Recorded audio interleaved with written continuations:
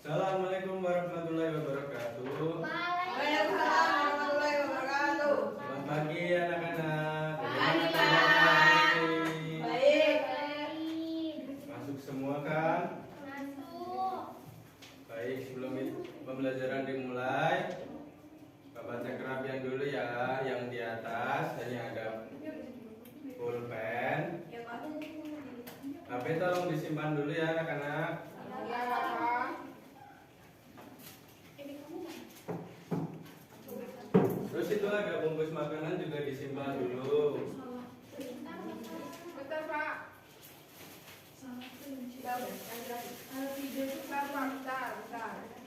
Bentar, Pak. Bentar. Ya, dihabisin dulu aja.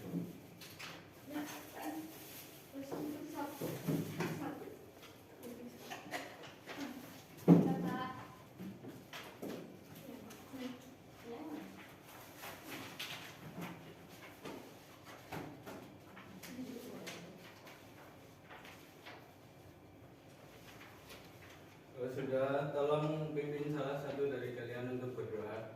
Marilah sebelum mulai pembelajaran kita hari ini kita berdoa terlebih dahulu teman-teman udah omong bersama.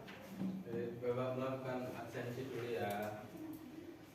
Aisyah Asna, Rizka Jatra, Rifda Aulia,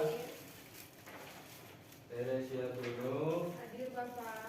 Fania Silva, Nia Jantul, Nur Rofida, Hadir. Susan Suci,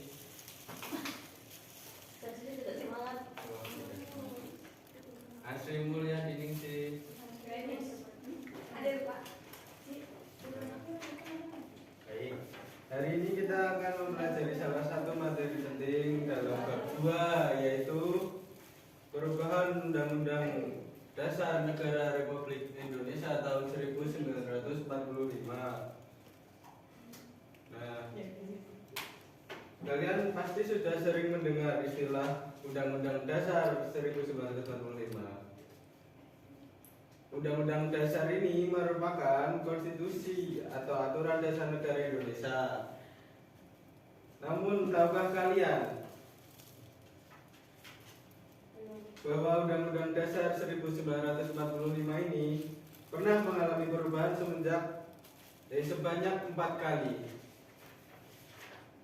Nah, hari ini kita akan mencari tahu mengapa Undang-Undang Dasar tersebut perlu diubah, bagaimana proses perubahannya, dan apa dampaknya bagi kehidupan demokrasi di Indonesia. Nah, setelah pembelajaran ini selesai, saya berharap kalian mampu menjelaskan mengapa Undang-Undang Dasar 1945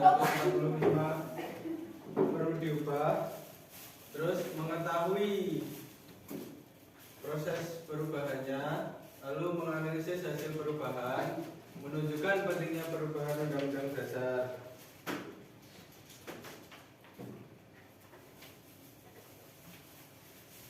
Nah, mengapa sih Undang-Undang Dasar 1945 perlu diubah?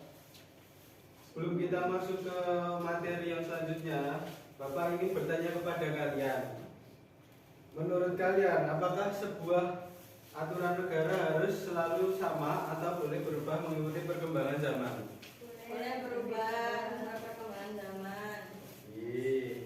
Nah, lalu mengapa Undang-Undang Dasar 1945 yang merupakan aturan dasar negara justru mengalami perubahan? Bukankah aturan itu sudah dibuat oleh para pendiri bangsa? Nah, pertanyaan-pertanyaan inilah yang akan kita jawab bersama pada pembelajaran hari ini. Latar belakang perubahan Undang-Undang Dasar 1945 yaitu perubahan Undang-Undang Dasar 1945 tidak dilakukan tanpa alasan. Setelah Indonesia memasuki era reformasi pada tahun 1998, masyarakat menginginkan pemerintahan yang lebih demokratis dan lebih terbuka. Sebelum dilakukan perubahan, terdapat beberapa kelemahan dalam Undang-Undang Dasar 1945. Misalnya, kekuasaan presiden terlalu besar, lalu banyak pasal multitafsir, dan belum menjamin demokrasi. Adanya tuntunan reformasi 1998, lalu perlindungan HAM.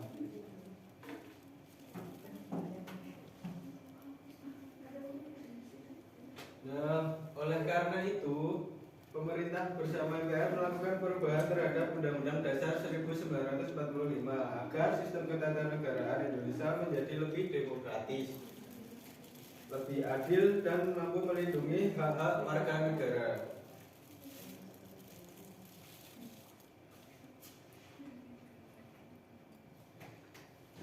Lalu ada proses perubahan Undang-Undang NRI Negara Republik Indonesia tahun 1945.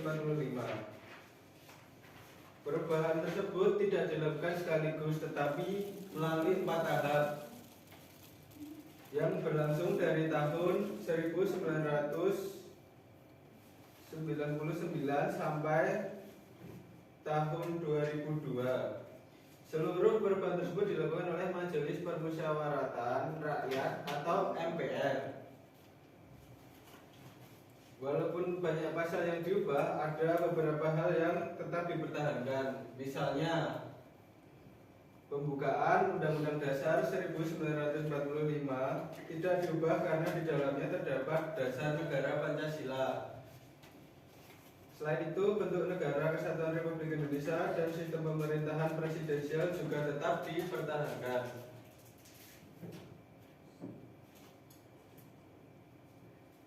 Nah, pada hasil perubahan Undang-Undang Dasar Negara Republik Indonesia tahun 1945,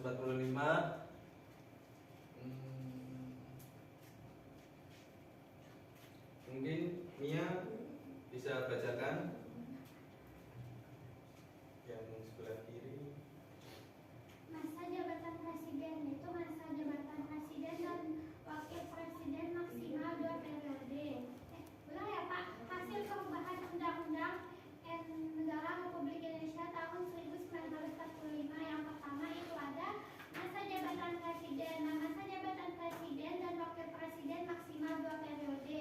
Terus selanjutnya ada penguatan checks and balance. Kekuasaan antar lembaga negara menjadi lebih seimbang dan saling mengawasi. Terus yang ketiga itu ada hak asasi manusia. Pengaturan hak asasi manusia atau HAM menjadi lebih lengkap dan kuat. Selanjutnya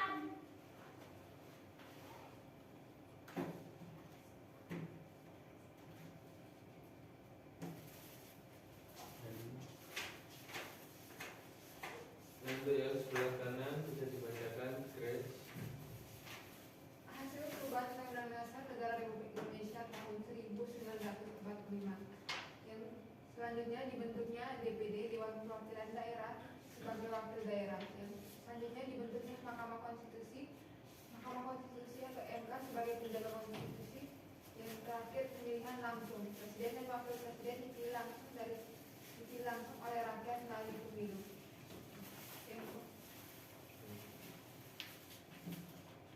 Selanjutnya di sini ada perbandingan perubahan Undang-Undang Dasar Negara Republik Indonesia tahun 1945.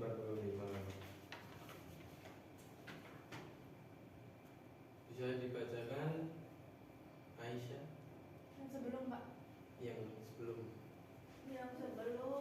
perbandingannya itu presiden dipilih oleh MPR, kekuasaan presiden itu sangat dominan. Yang kedua belum ada Mahkamah Konstitusi, tidak ada lembaga penguji undang-undang. Yang ketiga belum ada Dewan Perwakilan Daerah, tidak ada bank resmi dari daerah. HAM masih terbatas karena belum ada jaminan HAM secara kuat. Yang kelima ada pemilu tidak langsung, rakyat tidak memilih wakilnya secara langsung. Untuk yang sesudah, ini siapa ini ngantuk ini? Bacakan kamu yang sesudah. Sudah presiden dipilih langsung oleh rakyat, kekuasaan lebih terbatas dan terkontrol. Yang kedua ada Mahkamah Konstitusi atau MK berwenang menguji undang-undang terhadap undang-undang dasar.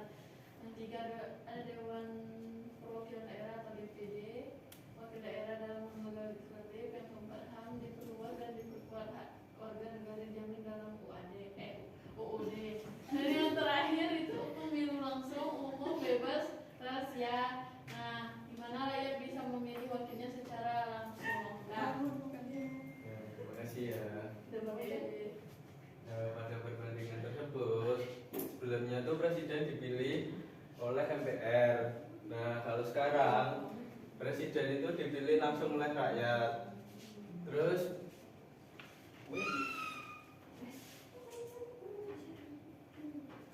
belum adanya Mahkamah Konstitusi. Setelahnya baru ada Mahkamah Konstitusi.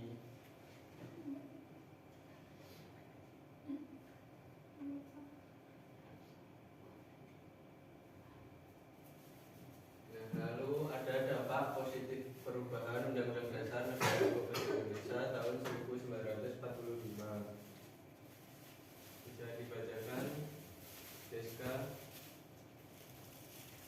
Dampak positif perubahan Undang-Undang Negara Republik Indonesia tahun 1945. Yang pertama, demokrasi lebih baik, yaitu sistem demokrasi semakin kuat dengan partisipasi rakyat yang lebih luas. Yang kedua, ada hak warga terlindungi. Hak asasi manusia lebih dijamin dan dilindungi oleh konstitusi. Yang ketiga, ada kekuasaan lebih seimbang, yaitu membagi kekuasaan lebih jelas sehingga tercipta checks and balance. Yang keempat, ada pemerintahan transparan. Pemerintahan lebih terbuka, akuntabel, dan bertanggung jawab. Yang kelima, ada partisipasi masyarakat meningkat, yaitu rakyat lebih aktif dalam mengawasi dan terlibat dalam proses politik. Nah, dengan adanya perubahan, demokrasi di Indonesia menjadi lebih baik karena rakyat dapat memilih presiden secara langsung. Hak-hak warga negara juga terlindungi. Selain itu, kekuasaan pemerintah menjadi lebih seimbang karena ada lembaga yang saling mengawasi.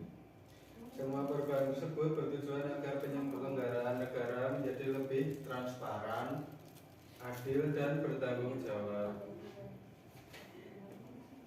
Nah, untuk kesimpulan bisa dibacakan Asri.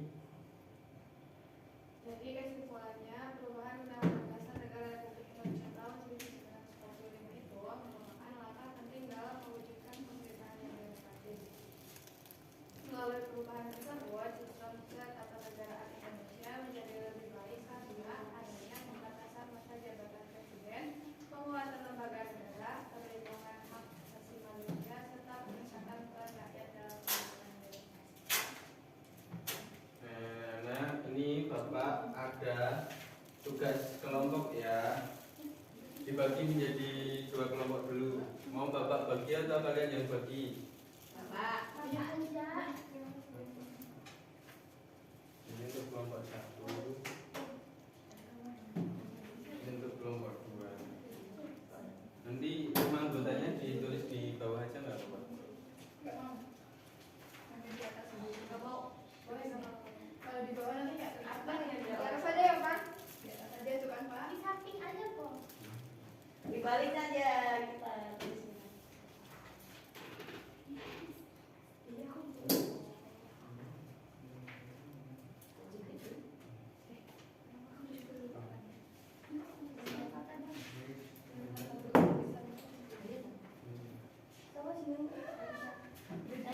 Yo, Bapak ini gimana? berkelompok ya, Presentasi berdiskusi, Bapak. presentasikan nanti. Namanya siapa? Ini ya guys. Kita kelompok berapa ini berarti? Kelompok mana? Kelompok 2 ini. Oh ini ada tuh kelompok 2.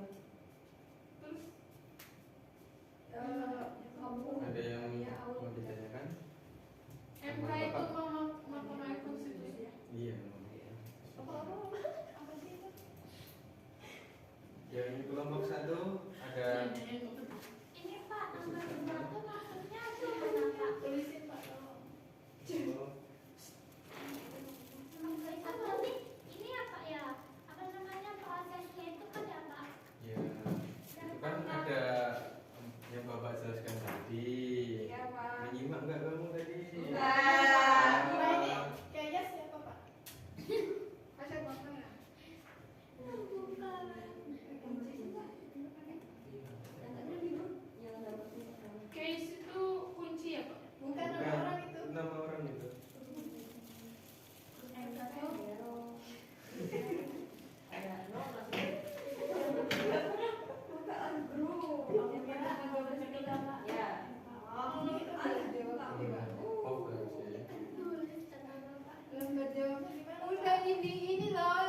Kan kita tulis di sini Fania. Grace santai Grace. Yang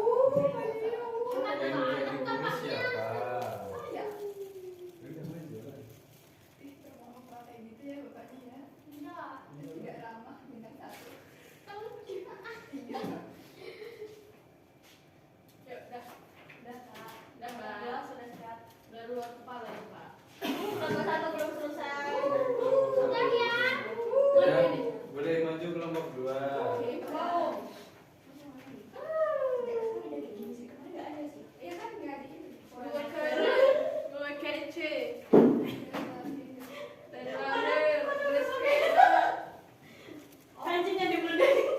Kamu orang Bandung loh. Jaksel tuh.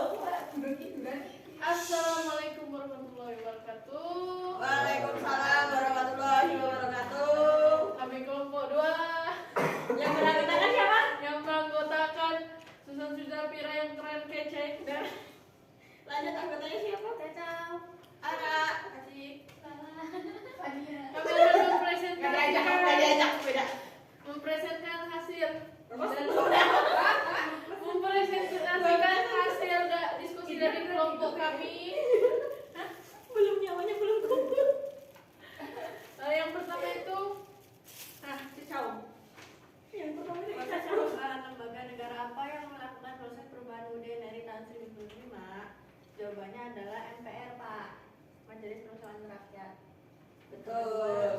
Yang kedua, hasil perubahan lembaga baru apa yang dibentuk setelah perubahan undang-undang yang bertugas sebagai penjaga konstitusi, yaitu Mahkamah Konstitusi.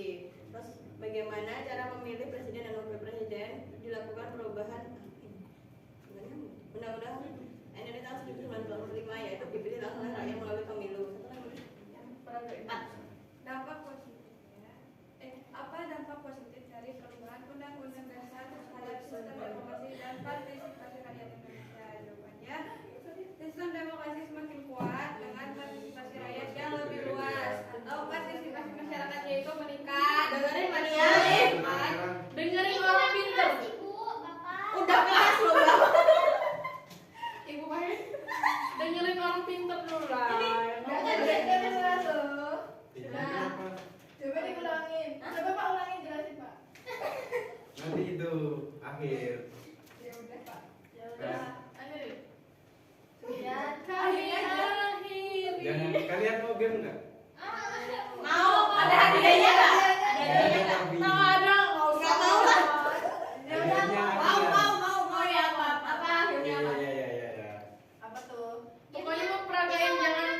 Nah, kalau aku yang jelasin, bapak lah yang jelasin. Ya, jadi gini ya anak-anak, dengerin.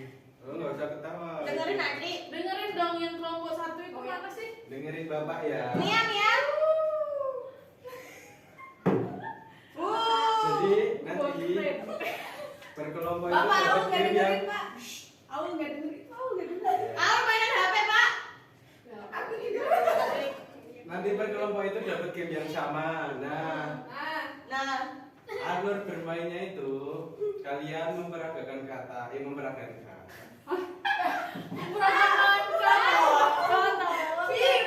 Kalian itu memperagakan apa yang Gimana pakai kata? misalnya gini. Ini saya nanti bisikin ke sini. Gini.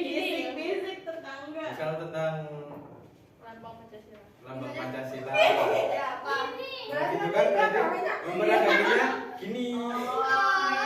Nggak usah sih disebut. Tapi yang terakhir nanti nyebutnya bukan Pancasila. ya yang ini tadi yang Nyebutin katanya. ya nyebutin kata. Gimana sih Bapak ngejelasinnya? Terus Apa ini? Baru udah gimana, Pak? Kita bertiga, Pak. apa? Desi Brazil. Enggak, yang yang di pojok. Yang meragain kalian nanti yang Oh. itu tadinya lama banget udah Pak. Nggak usah Pak. Ya, nggak usah diajak, Pak. Aku yang gak diajak. Mulai ya. Ya. Kata apa ya? Pak, mana lo, Pak? Tiba-tiba dia bilang, "Kum, gimana?" Gimana anjir? Apa ini? Ya, Gue masa ke guru kayak gitu. Gini. itu bukan. Oh, Kayak Bapak, gitu loh. gini loh. Bapak, Ya itu kan. Ya udah, nggak apa-apa. Itu doang. Makanya anda lihat kan. Oh gini dia. Wah, nah kayak gitu boleh. Gini. Itu. Udah ketebak ya. Ya segitu sih. Aku juga udah dulu. Oh iya. Apa? Aku yang dapat. Ada sana nih. Ngapa gini? Apa beda? Lah, ini susah itu gini. Ngapa gini? Harusnya ngikutin yang depan. Ulangin. Apa? Ini nggak sih menghadapnya ke sana biar Ya, kita ngadep sini sih. Iya, Gimana saya maksudnya nggak ngelihat. Apa yang pintar lihat? Pokoknya pikir Yang pertama yang kayak gini apa kayak gini? hormat dulu. Baru kayak gini. Hmm. Iya, ada. Ci, apa jawabannya? Apa kayak gini? Tepuk tangan. Iya, benar itu. Iya.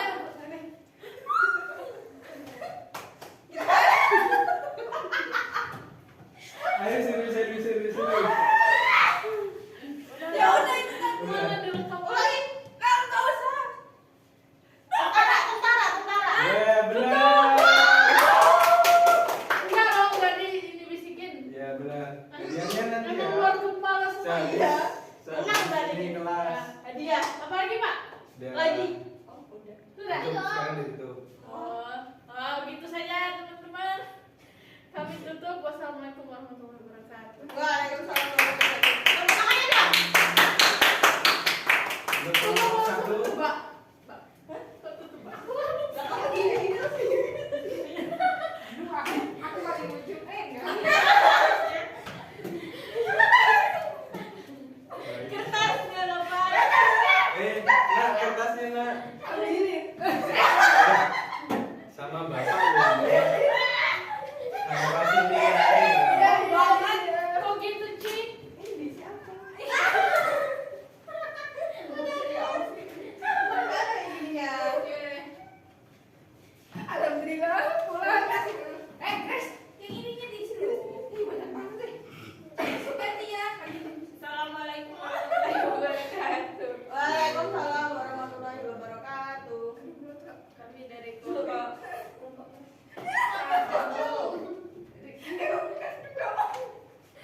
Dua. dari kelompok Kelompok satu kali ya. ingin mempresentasikan hasil diskusi kami. Oh, dibaca soalnya nggak, Pak? Boleh.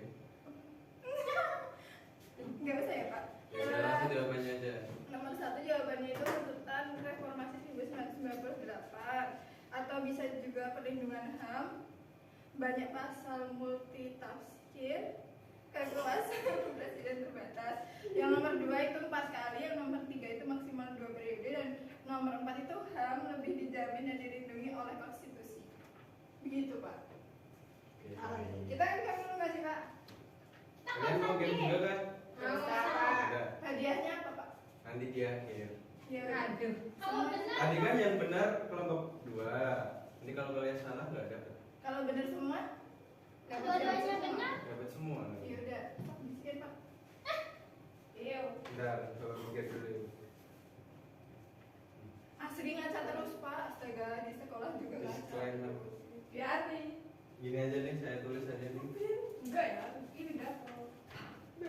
Tak kuburin sini. Bagaro. Tapi sumpah itu Salah. Tapi hadap sana ya. Hadap sana ya, nanti mereka ada ingat. saja. Nanti saya tanya gimana? Ya kan tinggal liatin ke sini kalian. Apa belajar tuh? Oh. Gak boleh ada kata yang keluar ya. Ada lagi. Iya, lagi. Ada bahasanya malah. Apa tuh kalau Sundanya dulu? Ayo udah kita telepati di atas bukunya. Dah.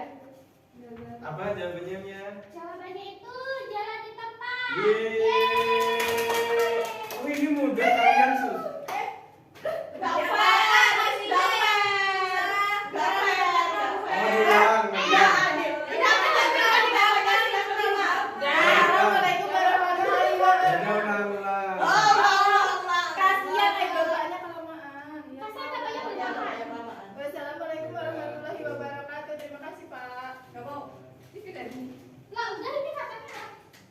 Silakan memberikan mari.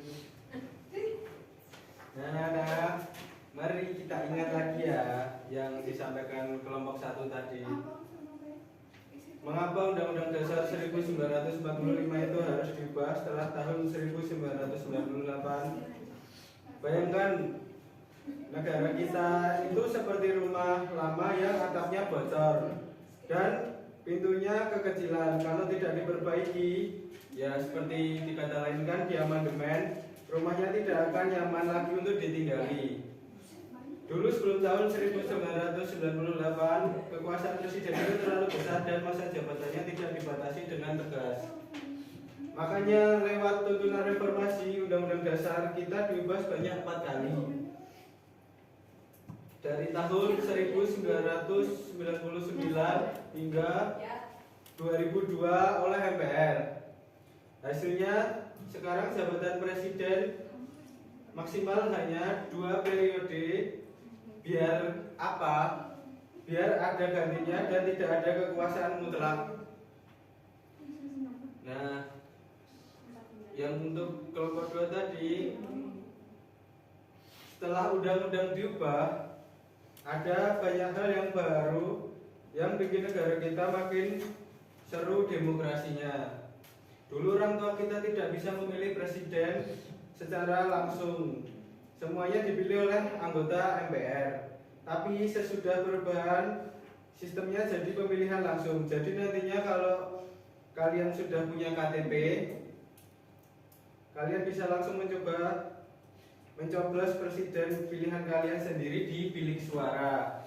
Selain itu sekarang ada lembaga keren namanya Mahkamah Konstitusi atau MK sebagai penjaga konstitusi, dan ada DPD sebagai wakil resmi daerah di pemerintahan pusat. Baik anak-anak, dari materi yang sudah kita pelajari hari ini dapat kita simpulkan bahwa perubahan Undang-Undang Dasar Negara Republik Indonesia tahun 1945 itu dilakukan bukan untuk mengganti dasar negara, tetapi untuk menyempurnakan aturan ketatanegaraan agar lebih sesuai dengan perkembangan zaman. Dengan adanya perubahan ini, kekuasaan presiden menjadi lebih terbatas, hak-hak warga negara semakin terlindungi, dan masyarakat memiliki peran yang lebih besar dalam kehidupan demokrasi. Misalnya melalui pemilihan presiden secara langsung. Jadi tujuan utama perubahan Undang-Undang Dasar adalah menciptakan sistem pemerintahan yang lebih demokratis, adil, dan bertanggung jawab. Ada yang ingin ditanyakan hari ini anak-anak?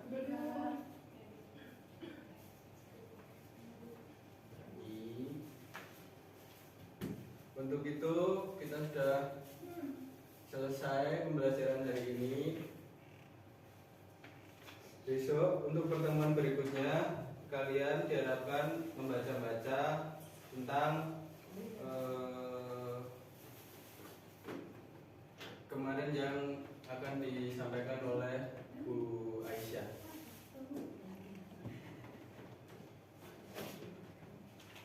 Baik Pak. Baik Bapak. Oke. Nah, untuk penutup doanya,